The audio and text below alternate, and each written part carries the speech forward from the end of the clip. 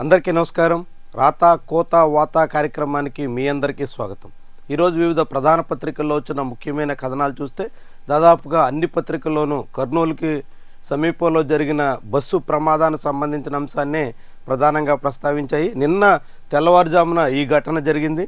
అందులో సుమారు 19 మంది మరణించినట్టు అధికారికంగా వెల్లడించారు. దానికి సంబంధించినటువంటి కథనం చూస్తే మృత్యు శకటం.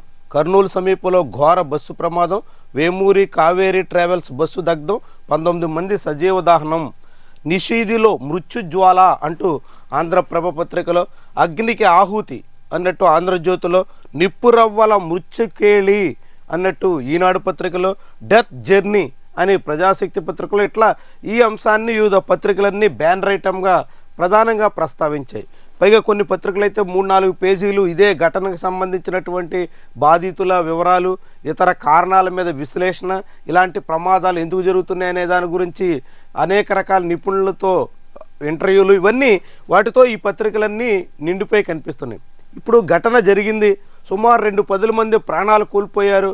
దాని తర్వాత ఇంత వేడి, ఒక్కసారిగా జనాల్లో ఒక ఎమోషన్ ఉంటుంది కాబట్టి దానికి తగ్గట్టుగా మీడియా స్పందన.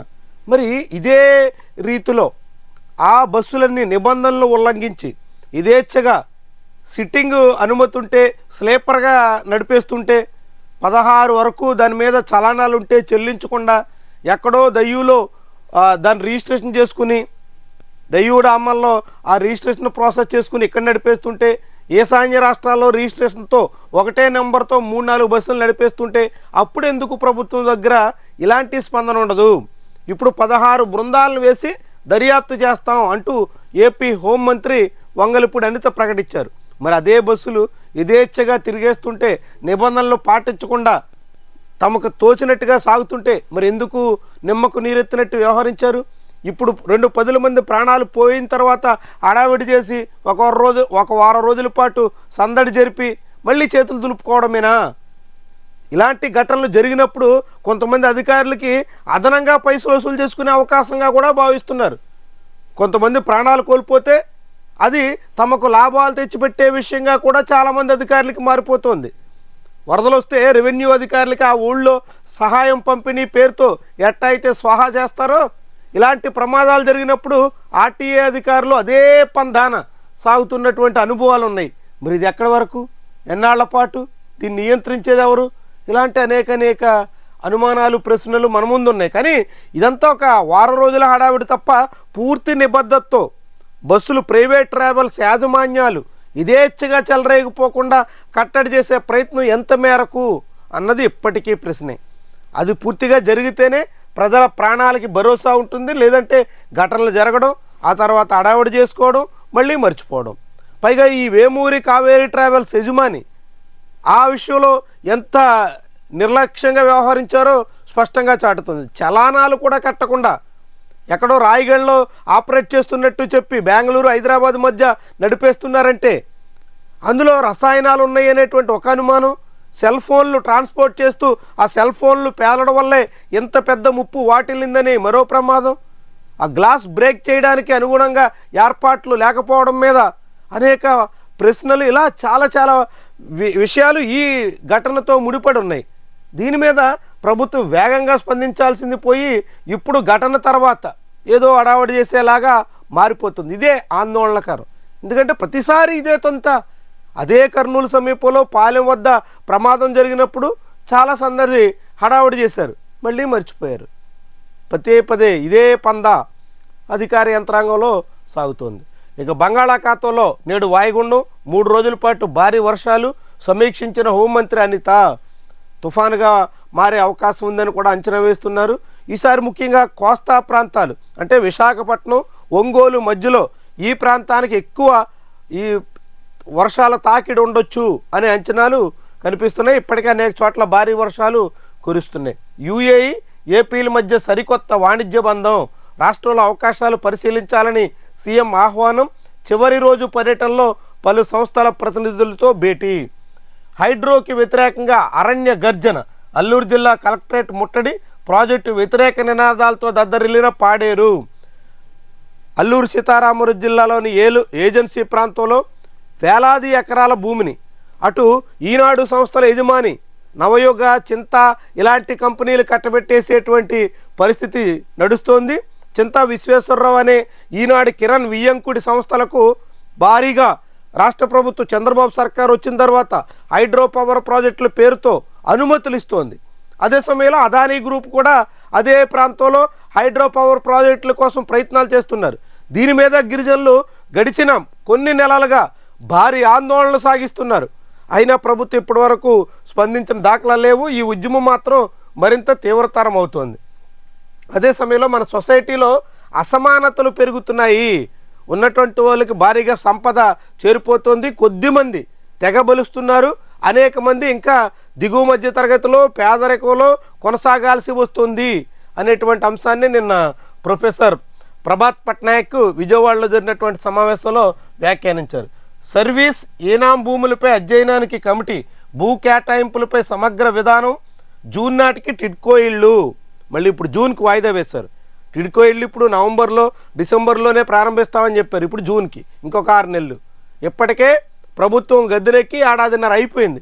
టిడ్కో ఇళ్ళు అధికారంలో రాగానే పూర్తి చేసి లబ్ధిదారులకు ఇస్తాం అని చెప్పారు. 2 ఏళ్ళు తర్వాత ఇస్తాం అని చెప్తున్నారు. ఇప్పుడు అంటే 6 నెలలు అంటే 2 ఏళ్ల పాలనా కాలం పూర్తవుతుంది. మరి 6 నెలలకైనా పూర్తి చేస్తారా?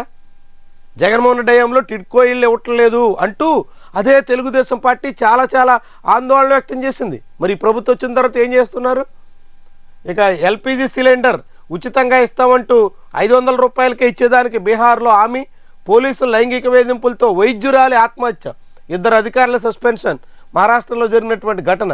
బల్క్ డ్రగ్ పార్క్ వద్దు, కలెక్టర్ సమావేశంలో స్పష్టం చేసిన మత్స్యకారులు. హోంమంత్రి వంగలపూడి అనిత సొంత నియోజకవర్గంలో మత్స్యకారులు బల్క్ డ్రగ్ పార్క్కి వ్యతిరేకంగా ఆందోళన చేస్తున్నారు. నిన్న కలెక్టర్ స్వయంగా ఆ గ్రామానికి వెళ్ళి రాజయ్యపేట వాసులతో చర్చలు జరిపారు. కానీ ఫలించలేదు. మత్స్యకారులు వ్యతిరేకించారు. బల్క్ డ్రగ్ పార్క్ ఉపసంహరించాల్సిందే, బల్క్ డ్రగ్ పార్క్ వస్తే కాలుష్యం పెరిగి ఇప్పటికే మత్స్య సంపద అంతరించిపోతున్న తరుణంలో మా జీవనోపాధికే ముప్పు వస్తుంది అని మత్స్యకారులు ఆగ్రహిస్తున్నారు. మరి ప్రభుత్వంతో ఈ విషయాన్ని నివేదిస్తాం అని కలెక్టర్ చెప్పారు. మరి ఏం చేస్తారు? బల్క్ డ్రగ్ పార్క్ ప్రతిపాదన అక్కడ ఉపసంహరించుకుని వైజాగ్ ప్రాంతంలో అక్కడ ఫార్మా సిటీ ఉంది కాబట్టి అక్కడ తరలిస్తారా? లేదంటే మళ్ళీ అక్కడే బలవంతంగా గ్రామస్తుల్ని బెదిరించి భయపెట్టి నయానో భయానో మళ్ళీ అక్కడే నిర్మించే ప్రయత్నం చేస్తారా? అలాంటి ప్రయత్నం ప్రభుత్వం చేస్తే ఏ విధమైన పరిణామాలు ఉంటాయి? చాలా ముఖ్యమైనటువంటి అంశం. ఇంకా ఆంధ్రజ్యోతిలో కూడా బస్సుకు సంబంధించినటువంటి కథనాలు వరుసగా మనం చూడొచ్చు. ఆ తర్వాత త్వరలోనే ఫ్రీ హోల్డ్కు స్వేచ్ఛ, నిషేధం నుంచి భూములకు విముక్తి, మంత్రివర్గ ఉపసంఘం కీలక చర్చ, వచ్చే సమావేశంలో అధికారిక నిర్ణయం, భూ కేటాయింపు విధానంలోనూ కీలకమైనటువంటి మార్పులు, ఇకపై ఇచ్చేది లీజు ప్రాతిపదికనే భూములు అప్పగిస్తాం అని ప్రభుత్వం చెప్తుంది. ఇది ఎవరికి ప్రయోజనం? లీజుకే ఇస్తారు, ఆ భూములు వాళ్ళ సొంతం అవ్వవు అని చాలామంది అనుకునే అవకాశం ఉంటుంది. కానీ ఇప్పుడు పీపీపీ పేరుతో కూడా ఇచ్చేది అట్లానే. నిజంగా ఒక ప్రభుత్వం కాకుండా ప్రైవేట్ ఒక మెడికల్ కాలేజ్ పెట్టాలంటే సుమారు 1000 కోట్ల రూపాయలు అవుతుంది. ఇప్పుడు ప్రభుత్వం పీపీపీ పేరుతో ఇచ్చేసేటువంటి ఆ మెడికల్ కాలేజు 5-6 వేల రూపాయలకే ఆ ప్రైవేట్ వాళ్ళ చేతుల్లోకి పోతుంది. అంటే ఎంత సునాయాసంగా, ఎంత కారు చౌకగా, అప్పనంగా ప్రైవేట్ వాళ్ళకి పీపీపీ పేరుతో లాభం జరుగుతుందో మనకి ఇట్టే అర్థమవుతుంది. సేమ్ లీజు కూడా అంతే. 33 ఏళ్ళు 66 ఏళ్ళు పేరుతో లీజు రాస్తారు. ఆ లీజు రాసిన తర్వాత ఆ 33 ఏళ్ళు 66 ఏళ్ళ తర్వాతే ఎవరేంటో అసలు లీజుకి ఇచ్చినట్టు ప్రభుత్వానికి తెలీదు, లీజుకు తీసుకున్నట్టు యాజమాన్యం కూడా చెప్పదు, సొంతం అయిపోద్ది. ఇప్పటికే చాలా జరిగినాయి. హైదరాబాదులో అపోలో లాంటి జూబ్లీ హిల్స్లో ఉన్న హాస్పిటళ్ళకు కూడా ఇదే పద్ధతిలో పీపీపీ పేరుతోనే భూములు ఇచ్చారు. కానీ ఏమయ్యింది? అసలు అది పీపీపీ పేరుతో ఇచ్చినట్టు ఎవరికైనా తెలుసా? 1980s చివరిలో 1990s స్టార్టింగ్లో ఇచ్చినటువంటి ఆ భూములన్నీ లీజు ప్రాతిపదికనే ఇచ్చారు అన్నది ఎవ్వరికీ తెలియదు. ఏదో ఒక 1 ఫైన్ డే ఆ మేనేజ్మెంట్లు తమకు అనుకూలంగా నిర్ణయాలు మార్చుకుంటే అది జనానికి తెలియదు, ఆ భూములు లీజుకి ఇచ్చినటువంటి వాళ్ళకు కూడా తెలియదు, అయిపోద్ది అంతే.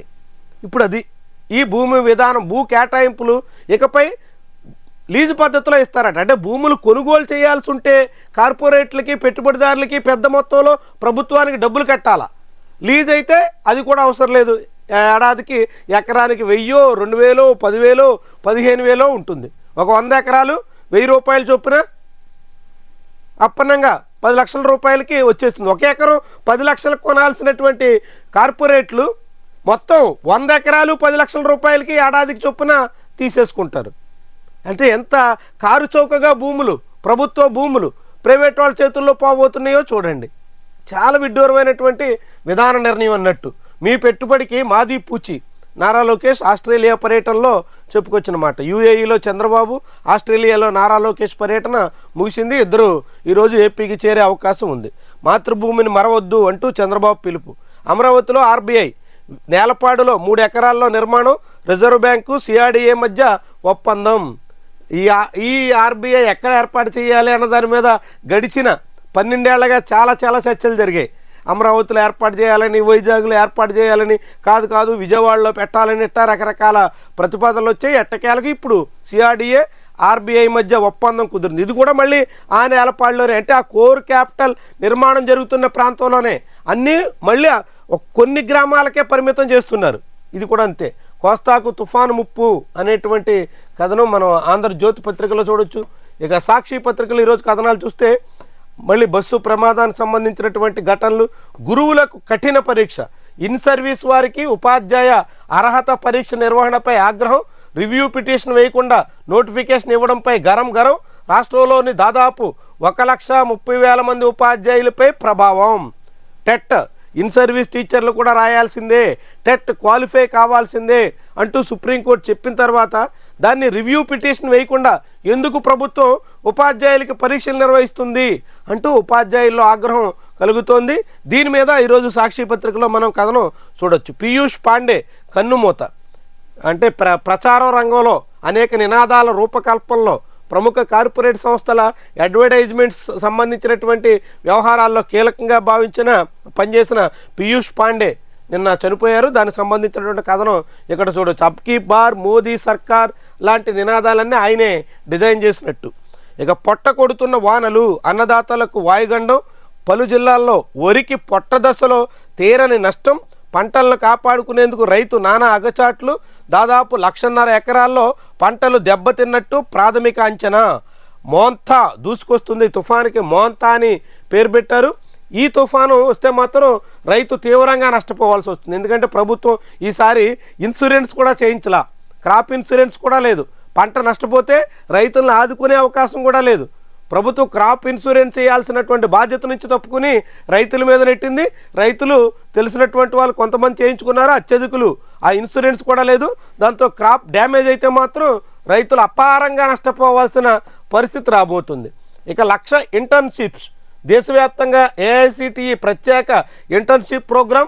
ప్రముఖ కంపెనీల్లో విద్యార్థులకు వృత్తిపరమైన శిక్షణ, డిప్లొమా నుంచి పీజీ వరకు అన్ని బ్రాంచుల వారికి అవకాశం కల్పించబోతున్నారు. ఇంజనీరింగ్ చేసిన తర్వాత లేదంటే డిప్లొమా పూర్తి చేసిన తర్వాత ఇంటర్న్షిప్ చాలా కీలకం. ఆ ఇంటర్న్షిప్ ఛాన్సెస్ కూడా దొరక్క చాలామంది సతమతమవుతున్నారు. అలాంటి వాళ్ళకి ఏఐసిటిఈ నేరుగా council of technical education department వాళ్ళు నేరుగా దేశవ్యాప్తంగా 1,00,000 మందికి ఇంటర్న్షిప్స్ కల్పించే అవకాశం ఇవ్వబోతున్నారు అన్నట్టుగా కథనం.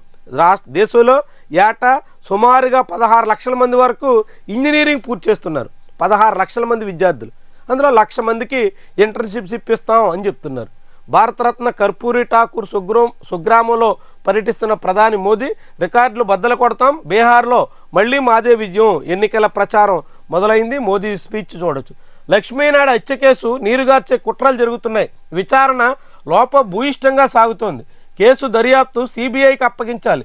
కాపు బలిజ సంఘాల జేఏసీ డిమాండ్. మాట్లాడుతున్న ఆమంచి స్వాములు, దాసరి రాము ఇలాంటి కాపు నేతలు. వాస్తవానికి ఆ కేసులో ఆంధ్రప్రదేశ్ పోలీసుల దర్యాప్తు ఎంత పేలవంగా ఉంటుందో ఎఫ్ఐఆర్ మనకు చాటుతుంది. ఎఫ్ఐఆర్లో ఎంత విడ్డూరం అంటే, మృతుడు లక్ష్మీనాయుడు భార్యకి నిందితుడు ఆ హరిశ్చంద్ర ప్రసాద్కి ఇద్దరికి మధ్య అక్రమ సంబంధం ఉంది అన్నట్టుగా ఎఫ్ఐఆర్లో పేర్కొన్నారు. అంటే ఈ వివాదం ఎటువంటి కుల సమస్య కాదు, కేవలం అక్రమ సంబంధం కారణంగా తలెత్తిన వివాదం. ఆ వివాదం కోసమే వీళ్ళు ఒకరినొకరిని చంపుకునేటంత వరకు వెళ్ళారు అన్నట్టుగా పోలీసులు ఈ వ్యవహారాన్ని మసిపూసి మారేడికాయ చేసే ప్రయత్నంలా నడిపిస్తున్నారు అన్నది కాపు సంఘాల నేతల ఆరోపణ. అందుకే దీని మీద సిబిఐ దర్యాప్తు చేయాలి అని వాళ్ళు కోరుతున్నారు. నిజానికి ఈ కేసులో లక్ష్మీనాయుడు కానీ హరిశ్చంద్ర ప్రసాద్ కానీ ఇద్దరూ ఒకరి మీద ఒకరు కేసులు పెట్టుకున్నారు. తన భార్యను వేధిస్తున్నాడని లక్ష్మీనాయుడు మృతుడు ఫిర్యాదు చేస్తే తనకు మీద దాడి ప్రయత్నాలు చేస్తున్నారని హరిశ్చంద్ర ప్రసాద్ కేసు పెట్టారు. వాళ్ళిద్దరి కేసులు పోలీసులు సక్రమంగా టేకప్ చేసి వాళ్ళిద్దరికీ సరైనటువంటి రీతిలో ఆ కేసుల్లో ఇరికిస్తే మర్డర్ వరకు వెళ్ళకపోయి ఉండేది. మర్డర్ వరకు వెళ్ళడంలో పోలీసుల నిర్లక్ష్యం కొట్టొచ్చినట్టు కనిపిస్తోంది. కానీ పోలీసులు తమ నిర్లక్ష్యాన్ని, తమ చేతగానితనాన్ని, తమ వైఫల్యాన్ని కప్పిపుచ్చేందుకు గాను దర్యాప్తు మొత్తాన్నే నీరుగార్చేసేలా సాగుతున్నారు అన్నది ప్రధానమైనటువంటి అభియోగం. చివరికి ఏం జరుగుతుందో, నష్టపరిహారం ఇచ్చారు కాబట్టి ఆ కుటుంబం సంతృప్తి పడిపోయింది కాబట్టి ఈ కేసును ఏం చేసినా పర్లేదు అన్నట్టుగా ప్రభుత్వం ఉంది. ససేమేరా కేసు సమగ్ర విచారణ చేయాల్సిందే, నిందితులందరినీ కఠినంగా శిక్షించాల్సిందే అన్నది కాపు నేతల వాదన. భారత్ పక్కలో చైనా మిసైల్ బల్యం, వాస్తవాధీన రేఖకు అతి సమీపంలో ఎయిర్ డిఫెన్స్ కాంప్లెక్స్ నిర్మాణం, పాంగాంగ్ సరస్సు తూర్పు అంచున నిర్మిస్తున్న చైనా దీర్ఘశ్రేణి HQ-9 క్షిపణులను మోహరించేలా ఏర్పాట్లు, శాటిలైట్ ద్వారా గుర్తించిన అమెరికా సంస్థ ఆల్ సోర్స్ ఎనాలిసిస్. అమెరికన్ సంస్థలు ఎనాలిసిస్ చేసి చెప్తే తప్ప ఇండియన్ గవర్నమెంట్కి మన సరిహద్దుల్లో ఏం జరుగుతుందో తెలుసుకునేటంత శక్తి కూడా లేదు అన్నట్టుగా ఈ కథనం మనకి చాటుతోంది. ఇక మిగిలిన ఈనాడు పత్రికలో మార్చి 16 నుంచి 10వ తరగతి పరీక్షలు ఆంధ్రప్రదేశ్లో 10th క్లాస్ ఎగ్జామ్స్ని మార్చి 16 నుంచి నిర్వహించే అవకాశం ఉంది. దానికి సంబంధించి ఇప్పటికే రాష్ట్ర ప్రభుత్వానికి నివేదించారు. ప్రభుత్వం షెడ్యూల్ని కన్ఫర్మ్ చేస్తే అధికారికంగా ప్రకటిస్తారు. ఇక ఆంధ్రప్రభ పత్రికలో చూసినటువంటి కథనాల్లో మనం ప్రధానంగా ఎమిరేట్స్తో వాణిజ్య బంధం, గ్లోబల్ ఎకనామిక్ పవర్ హౌస్గా ఏపీ మారబోతుంది అనేటువంటి కథనం ఈ పత్రికలో మనం చూడొచ్చు. ఇక మిగిలినటువంటి లోపల పేజీలో ఉన్న 1-2 ప్రధానమైనటువంటి అంశాలు మనం చూస్తే, ముఖ్యంగా PPP విధానంపై ఆరోపణలు, విచారణకు నిపుణుల కమిటీ వేస్తాం. ఎవరు ఈ మాట చెప్తుంది? వైద్య ఆరోగ్య శాఖ మంత్రి సత్యకుమార్. PPPపై ఆరోపణలు వచ్చాయట. PPP విషయంలో రాష్ట్ర ప్రభుత్వం ఎంత డిఫెన్స్లో ఉందో ఈ మంత్రి మాటలు మనకు చెప్తాయి. PPP మీద ప్రజల్లో అనేక అనుమానాలు ఉన్నాయి. PPP పేరుతో ప్రభుత్వ ఆసుపత్రుల్ని ప్రైవేటు వాళ్ళ చేతుల్లో పెడితే ప్రజారోగ్యం ఏమైపోతుందో అనే అలజడి సామాన్య జనాల్లో సైతం కనిపిస్తోంది. మధ్యతరగతిలో తమ పిల్లల మెడిసిన్ చదవాలనేటువంటి లక్ష్యం నెరవేర్చకుండా ఈ ప్రభుత్వం చేతులు దులుపుకుంటోంది అనే అభిప్రాయం బలపడుతోంది. దాంతో ప్రభుత్వం ఇప్పుడు పిల్లి మొగ్గలేసి PPP మీద వస్తున్నటువంటి ఆరోపణకి విచారణ కమిటీ వేస్తుందంట. నిపుణులతో విచారణ కమిటీ వేస్తుందంట. వైఎస్ఆర్సీపీ నిపుణులు కూడా వచ్చి అందులో చేరాలంట. అంటే కమిటీ తెలుగుదేశం పార్టీ కూటమి నిపుణులతో వేయబోతుందా? అందులో వైఎస్ఆర్సీపీ నిపుణులు వచ్చి చేరాలని సత్యకుమార్ అడుగుతున్నారంటే ఆయన మాటలైనక మర్మం ఏంటి? తెలుగుదేశం పార్టీ తమ ప్రభుత్వ అనుకూల PPP విధానాన్ని సమర్థించే వాళ్ళతో కమిటీ వేయబోతున్నారు. ఈ ప్రభుత్వం PPP అనుకూల నిపుణులతో ఒక కమిటీ వేస్తే అందులో వ్యతిరేకించే వాళ్ళు కూడా వచ్చి చేరాలి. చాలా కమిటీలో వైసీపీ నిపుణులకు ఆహ్వానం అంట. ఎంత విడ్డూరంగా ఉందో చూడండి. నిపుణులు వైసీపీ నిపుణులు, టీడీపీ నిపుణులు, బీజేపీ నిపుణులు, జనసేన నిపుణులు. ఏంది నిపుణులు లేక? PPP వల్ల ప్రజలకి ఎంత ప్రయోజనం, ఎంత చేటు అన్నది మాట్లాడాల్సిన నిపుణులు ఉండాలి తప్ప రాజకీయ నిపుణులకి ఆహ్వానం అన్నట్టుగా సత్యకుమార్ యాదవ్ మంత్రే పిలుస్తున్నారంటే కమిటీ ఎవరి పేరుతో వేయబోతున్నట్టు? PPPని సమర్థించే వాళ్ళతో కమిటీ వేసి PPPని వ్యతిరేకించే వాళ్ళు కూడా వచ్చి చేరొచ్చు అన్నట్టుగా ఆయన మాట్లాడడం అంటే దీని వెనక మతలబ్ ఏంటి? ఇప్పుడు కమిటీ వేయడం ఏంటి? అసలు PPP ఇవ్వాలా లేదా అన్నది ముందు ఆలోచించడానికి ముందు కదా కమిటీ వేయాలి. కమిటీ ప్రతిపాదనల మేరకు కదా అడిగేయాలి. PPP నిర్ణయం తీసుకున్నారు. PPP ఎవరెవరికి ఇవ్వాలో కూడా దాదాపు కన్ఫర్మ్ చేసేసుకున్నారు. PPP నుంచి వెనక్కి తగ్గేదే లేదని ప్రభుత్వం డిసైడ్ అయిపోయింది. అన్నీ అయిపోయి ఇప్పుడు అభ్యంతరాలని పరిశీలిస్తారట. ఇంకేం పరిశీలిస్తారు? ఇప్పుడు అభ్యంతరం పెట్టినా ప్రభుత్వం నిర్ణయం తీసుకుని ముందుకెళ్లాలని అంతా లైన్ క్లియర్ చేసుకుంటున్నటువంటి తరుణంలో ఇప్పుడు కమిటీ వేసి ఇప్పుడు పరిశీలించి ఇప్పుడు అభిప్రాయాలు తెలుసుకుని ఏమి సాధిస్తారు? ఎంత వ్యవహారం ఎట్లా ఉందో చూడండి. అసలు ప్రభుత్వ తీరు ఎంత పేలవంగా ఉందో. పబ్లిక్ ఏమో PPP పట్ల చాలా ఆగ్రహంతో ఉన్నారు. కాబట్టి ప్రజల్ని పక్కదారి పట్టించాలి, మేము చాలా ప్రయత్నాలు చేసాం, నిపుణుల కమిటీ వేసాం, అందరు అభిప్రాయాలు తీసుకున్నాం, అందరు ఆలోచనలకు అనుగుణంగానే అడుగులేసాం అని చెప్పుకోవడానికి ఇప్పుడు కూటమి సర్కారు పిల్లి మొగ్గలేస్తుంది. ఈ పని ముందు చెయ్యాలా? అసలు PPP ప్రయోజనమా కాదా అన్నది ఆరంభంలో తేల్చాలా. మీరు సగం దూరం వచ్చేసి నిర్ణయం తీసుకుని ఇప్పుడు మేము వచ్చిన రూట్ అంతా కరెక్టా కాదో మీరు తేల్చండి అంటే ఆ రూట్ కరెక్ట్ కాకపోతే ఇప్పుడు ఎవరైనా చేస్తారు? అయిపోయింది, మీరు సగం దూరం వెళ్ళారు కదా. ఖచ్చితంగా ఈ నిర్ణయం ఉపసంహరించాలి అన్నది పబ్లిక్ డిమాండ్, ప్రతిపక్షాల డిమాండ్. కాబట్టి రాష్ట్ర ప్రభుత్వం ఖచ్చితంగా పీపీపీ మానుకుని రాష్ట్ర ప్రభుత్వమే నిర్మాణం చేయాల్సినటువంటి బాధ్యత ఉంటుంది. ఇక సమ్మె విరమించిన పిహెచ్సి వైద్యులు ఎట్టకేలకు నెల రోజుల పాటు పిహెచ్సీలన్నీ మూతపడిన తర్వాత ఇప్పుడు ప్రభుత్వం వాళ్ళతో చర్చలు జరిపి సమ్మె విరమింపజేసింది. లాస్ట్ మంత్ చేయాల్సినటువంటి పని ఇప్పుడు అక్టోబర్లో చేశారు. ఇక హైడ్రో పవర్ ప్రాజెక్టులకు వ్యతిరేకంగా ఉద్యమం, వైద్య కళాశాల నిర్మాణానికి ప్రభుత్వం వద్ద డబ్బులు లేవు. మరి ఎవరికి ఉన్నాయి డబ్బులు? గూగుల్ లాంటి వాళ్ళకి ఇవ్వడానికి ఉన్నాయా? గూగుల్కి ఇస్తే ఎంతమందికి ఉద్యోగాలు వస్తాయో అంతకు మించి ఈ మెడికల్ కాలేజీలను ప్రభుత్వం కడితే వస్తాయి. గూగుల్ డేటా సెంటర్ ద్వారా రాష్ట్ర ప్రభుత్వం 22,000 కోట్ల రూపాయలు ఎదురిచ్చి కంపెనీ పెట్టిస్తున్న దానికన్నా అదే రాష్ట్ర ప్రభుత్వం 5,000 కోట్ల రూపాయలు ఖర్చు పెడితే 10 ప్రభుత్వ మెడికల్ కాలేజీల ద్వారా ఎక్కువ ఉద్యోగాలు వస్తాయి. గూగుల్ ద్వారా అనుబంధ పరిశ్రమలు వస్తాయని చెప్తున్నారు. ఈ మెడికల్ కాలేజీలు పూర్తయితే అనేక అనుబంధ కళాశాలలు వస్తాయి, వాటికి అనుబంధంగా అనేక రంగాలు అభివృద్ధి అవుతాయి. ఎంత విడ్డూరం అంటే ఒకసారి మనం ఇక్కడ గమనించాల్సిన విషయం ఏంటంటే ఒక్కసారి ఒక ప్రభుత్వ మెడికల్ హాస్పిటల్ లేదంటే మెడికల్ కాలేజ్ అక్కడ వస్తే ఆ ప్రాంతంలో నర్సింగ్ కాలేజ్ వస్తుంది, ఎలైడ్ హెల్త్ సైన్సెస్ కాలేజ్ వస్తుంది, వాటికి అనుబంధంగా ఇతర అనేక రకాల ప్రైవేట్ కాలేజీలు వస్తాయి, పలు రంగాల్లో అభివృద్ధి అయ్యే అవకాశం వస్తుంది. ఆ ప్రాంతం సమగ్రంగా ముందడుగేసేదానికి ఒక మూల మలుపు కూడా అవుతుంది. ఇప్పుడు మెడికల్ కాలేజీలు వచ్చిన ప్రాంతం చూస్తే పార్వతీపురం, నర్సీపట్నం, పిడుగురాళ్ల, మార్కాపురం, ఆదోని, మదనపల్లి ఇలాంటి అత్యధిక వెనుకబడిన ప్రాంతాలుగా చెప్పుకునేటువంటి చోట్ల మెడికల్ కాలేజీలు వస్తున్నాయి. అక్కడ మెడికల్ కాలేజీలు వస్తే అభివృద్ధికి నిజమైనటువంటి రాచమార్గం అవుతుంది. దాన్ని వదిలేసి గూగుల్కి ఇవ్వడానికి డబ్బులు ఉంటాయి, ప్రజలకు సంబంధించినటువంటి ప్రజల ఆరోగ్యానికి సంబంధించినటువంటి ప్రజల జీవిత భరోసాకి సంబంధించినటువంటి వాటిలో డబ్బులు లేవని ప్రభుత్వం నిస్సిగ్గుగా చెప్తుంది. ఏమనాలి దీన్ని? ఉండగా మార్క్ఫెడ్ ద్వారా మరొక 6,000 కోట్ల రూపాయల అప్పు. ఇలా అప్పులు తెచ్చి మరి ఏం చేస్తున్నారు? అప్పులన్నీ అప్పుల కుప్పగా ఆంధ్రప్రదేశ్ని మార్చేస్తూ ప్రభుత్వం మెడికల్ కాలేజీలు కట్టడానికి డబ్బులు లేవు అంటే ఎంత నిస్సిగ్గు మాటలు మాట్లాడుతున్నారో ఆలోచించండి. ఇప్పటికే ఆంధ్రప్రదేశ్ బడ్జెట్లో రాష్ట్ర ప్రభుత్వం చేయాల్సిన అప్పులన్నీ చేసేసింది. మొదట 6 నెలలకే 2025 ఏప్రిల్ నుంచి 2026 మార్చి వరకు చేయాల్సినటువంటి అప్పులన్నింటినీ 2025 అక్టోబర్ నాటికే చేసేసింది. ఇప్పుడు బడ్జెట్లో చేయాల్సిన అప్పులన్నీ అయిపోయాయి కాబట్టి ఇప్పుడు కార్పొరేషన్ల పేరుతో కొత్త రూపంలో అప్పులు చేసుకొచ్చే ప్రయత్నానికి పూనుకుంటుంది. మార్క్ఫెడ్ ద్వారా 6,000 కోట్ల రూపాయల అప్పు. ఈ అప్పు ద్వారా చంద్రబాబు ప్రభుత్వం వచ్చిన తర్వాత బడ్జెట్ ఏతరప్పే 50,000 కోట్ల రూపాయలకి దాటిపోయింది. బడ్జెట్ అప్పు 1,60,000 కోట్ల రూపాయలు చేరింది, బడ్జెట్ ఏతరప్పు ఒక 50,000 కోట్ల రూపాయలు చేరుతుంది. ఇది కాకుండా అమరావతి పేరుతో అప్పు. ఇలా పేరు ఏదైనా రకరకాల రూపాల్లో అప్పులు తీసుకొచ్చి ఆంధ్రప్రదేశ్ని అప్పులు మయంగా మార్చేస్తుంది. చూడండి, ఇక అప్పులు చూడండి. పౌర సరఫరాల సంస్థ ద్వారా 2,000 కోట్లు, మార్క్ఫెడ్ ద్వారా 13,700 కోట్లు, ఏపీఐఏసీ ద్వారా 1,000 కోట్లు, ఏపీఎండిసి ద్వారా 9,000 కోట్లు, ఏపీ పవర్ ఫైనాన్స్ కార్పొరేషన్ ద్వారా 710 కోట్లు, AP Jal Jeevan mission corporation ద్వారా 10,000 కోట్లు. వేల కోట్ల రూపాయల అప్పులు.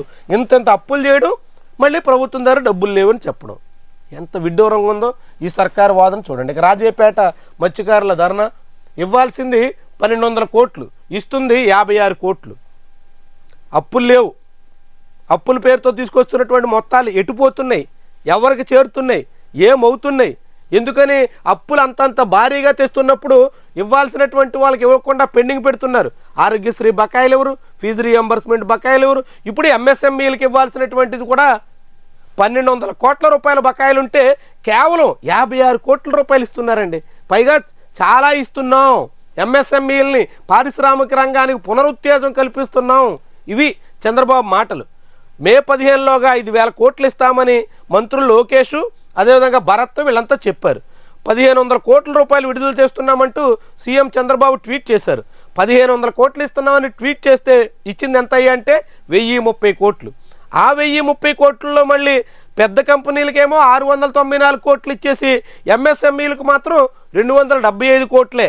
మొత్తం 11,000 కోట్ల పారిశ్రామిక రాయితీలు బకాయి పడితే అందులో 1,500 కోట్లు ఇస్తామని చెప్పి 1,000 కోట్ల రూపాయలు ఇచ్చి ఇదేదో పంచపాండవులు మంచం కోళ్ళు కథలాగా రాష్ట్ర ప్రభుత్వ తీరు కనిపిస్తుంది.